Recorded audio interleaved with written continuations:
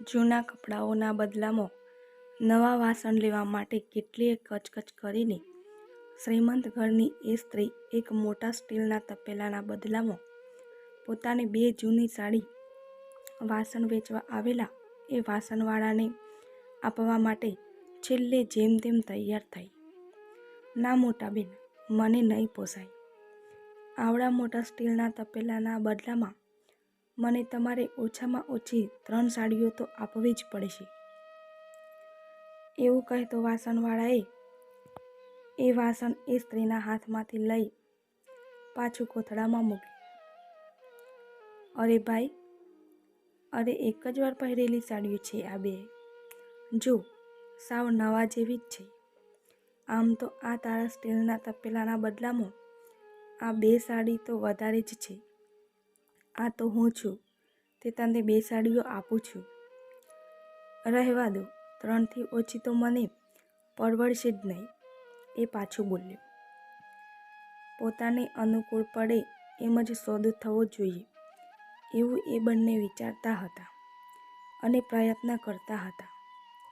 એટલામાં ઘરના બારણામાં ઊભા વાસણવાળા સાથે ખેંચતાણ કરતા ઘરમાલિક અને સ્ત્રીને જોતા જોતા સામેની ગલીમાંથી આવી રહેલી એક પાગલ જેવી તરુણ મહિલાએ ઘરની સામે ઊભા રહીને ઘરમાલિક સ્ત્રીને પોતાને કંઈક ખાવાનું આપવા વિનંતી કરી. આવા ભીખમંગા લોકો માટે ઘૃણા ધરાવતા હોવાથી એ શ્રીમંત મહિલાએ એક ક્રોધથી બળબળતી નજરે એ પાગલ મહિલા સામે જોયું. એની નજર એ પાગલ જેવી દેખાતી મહિલાના કપડા તરફ ગઈ. કેટલાય થાગડ થીગડા મારેલી એની એ ફાટેલી સાડીમાંથી પોતાનો ઉભરતું તારુણ્ય ઢાંકવાનો એનો એ અસફળ પ્રયત્ન અને અસહાય પ્રયત્ન દેખાઈ આવતો હતો.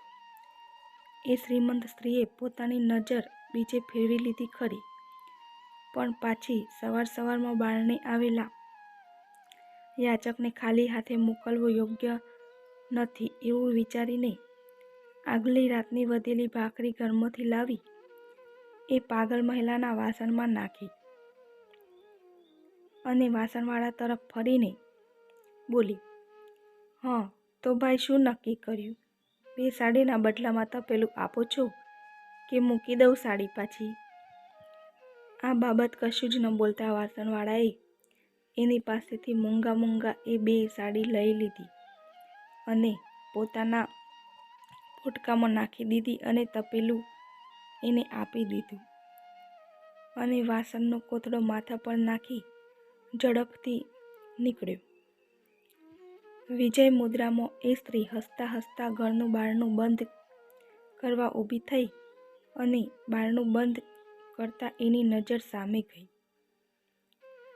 એ વાસણવાળો પોતાનું કપડાનું પોટકું ખોલીને પેલી પાગલ સ્ત્રીને એને હમણાં જ તપેલાના બદલામાં એને મળેલી 2 સાડીઓમાંથી એક સાડી એનું શરીર ઢાંકવા માટે આપતો હતો. હવે હાથમાં પકડેલું એ તપેલું એ શ્રીમંત સ્ત્રીને અચાનક ખૂબ જ ભારે લાગવા લાગ્યું. એ વાસણવાળાની સરખામણીમાં પોતે એકદમ પોતાને નિમ્ન લાગવા લાગી.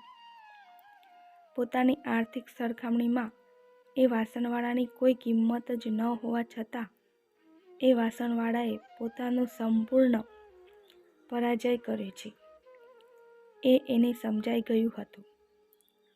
ભાવ માટે ખેંચાખેંચ કરનારો એ બિલકુલ કશું જ ન બોલતા છાનું માનું ફક્ત 2 સાડી લઈને પેલું મોટું તપેલું કેમ અચાનક આપવા તૈયાર થઈ ગયો એનું કારણ હવે એ સારી રીતે સમજાઈ ગયું હતું. આપણી જીત થઈ જ નથી અને આ સાવ સામાન્ય વાસણવાળાએ પોતાને પરાભૂત કરી દીધી છે એ એને સમજાઈ ચૂક્યું હતું. કોઈકને કંઈક આપવા માટે માણસની આર્થિક સદ્ધરતા મહત્વની નથી, પણ મનની અમીરાત હોવી મહત્વની છે.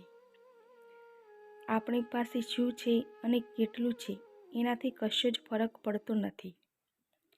આપણી વિચારવાની પદ્ધતિ અને દાનત શુદ્ધ હોવી જોઈએ. મિત્રો, સ્ટોરી ગમી હોય તો લાઈક કરજો, કોમેન્ટ કરજો અને પ્લીઝ ચેનલને જરૂરથી સબસ્ક્રાઈબ કરજો. આભાર.